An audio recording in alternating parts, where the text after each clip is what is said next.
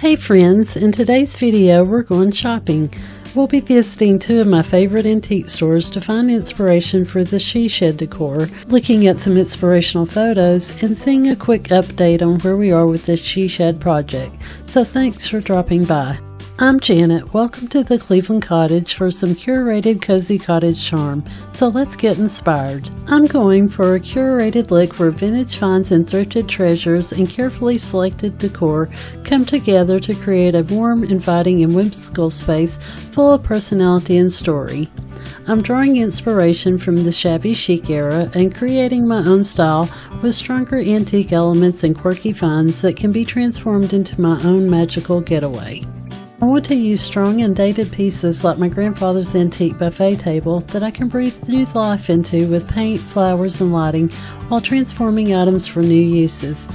Today I'll be looking for a vintage light fixture to go in the middle of the shed that will be flanked by two black ceiling fans to play off the outlet covers and light plate.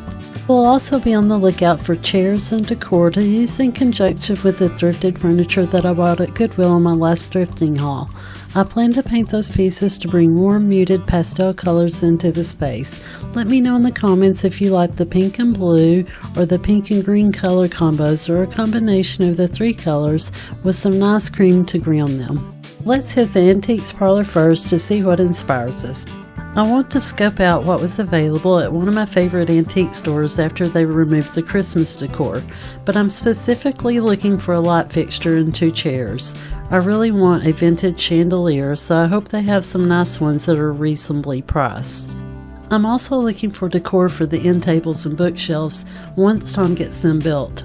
In case I haven't mentioned it, I'm not allowed to buy anything because there's no room for storage, so we're just browsing today so I can find inspiration and get your opinions. If I find anything that I really love, I'll let you know so you can share your thoughts. I want your input because I tend to buy things on impulse, and I really want to curate pieces that will withstand the test of time.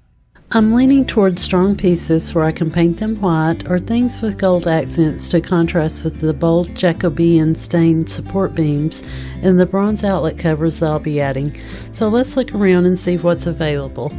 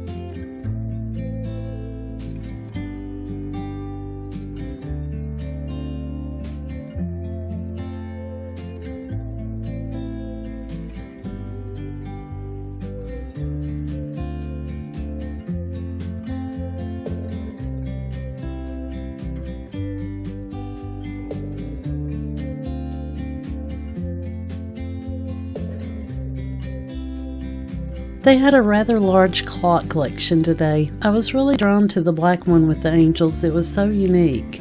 Did you like that one or did you have another favorite? Let me know in the comments. My new YouTube friend Jen Davis and I had a conversation about lighting, and she's with me. She wants to see something sparkly and vintage for the middle of the room or over the seating area, and maybe some sconces on the wall. Of course, we both agree on cozy seating. There's nothing like uncomfortable seating, so I want to find nice pieces but comfortable. She also suggested a drop leaf table for projects. I love drop leaf tables, so we agreed a lot. Thank you, Jen. I enjoyed our great conversations, but even better the suggestions you shared.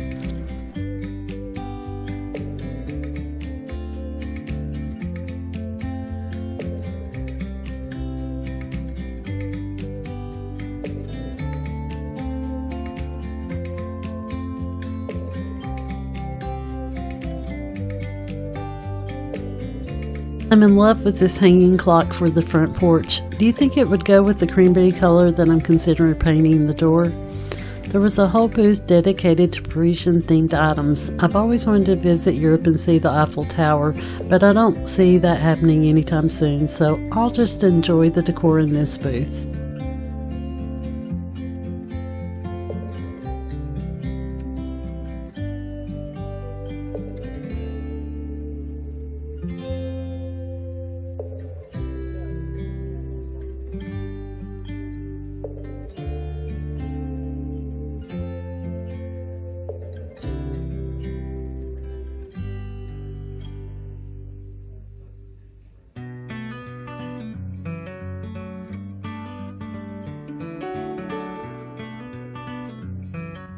Although I wasn't really looking for items for the dining room, this horse bust caught my eye for the room.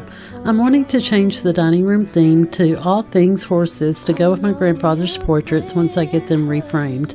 I think this bust would be a great addition and a starting point for curated decor in the room.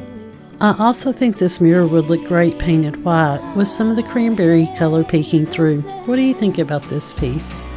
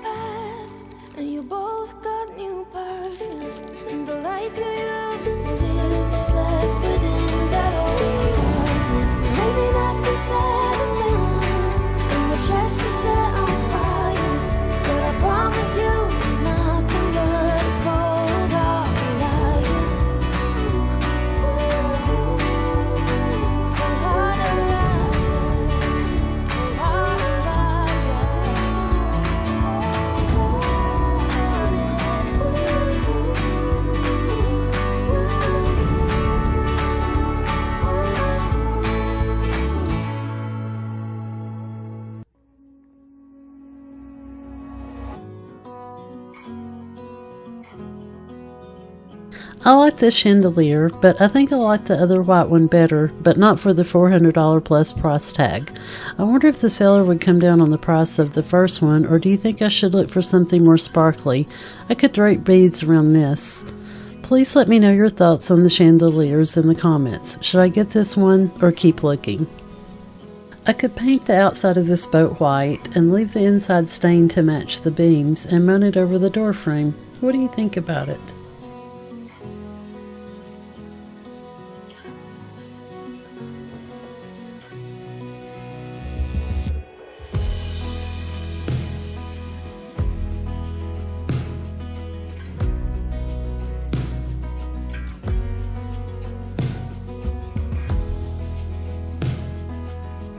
Have you seen any mirrors that you liked? So far, I like the one at the first part of the tour with the magnolia leaf on top, but I'm not in love with any of the ones that I've seen today.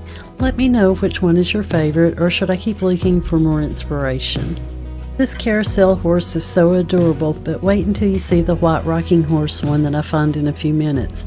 Don't tell Tom, but I bought it. I've been riding it around in my car since I bought it last week. It'll be our secret. I'm not sure if I will use it to leave out for all the seasons or use it to decorate for Christmas. Here it is. I ended up stopping by the Habitat for Humanity Restore next door and then headed to Grit and Grace. I only found a wall sconce at Grit and Grace because they were still in the process of removing all the Christmas decor and resetting all the booths. We'll see that, and then I'm going to give you a sneak peek and an update on the she shed. Installing the electrical box in the weather set us back a few days, but we're making some progress. Tom's been working on it since the weather cleared up a little, and now that we have heat, so I'll be posting a video of all the progress next week, so stay tuned.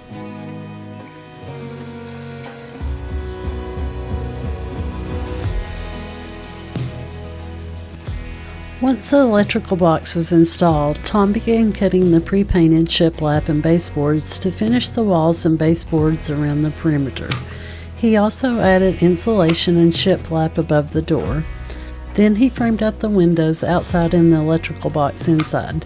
He started adding insulation to the ceiling yesterday.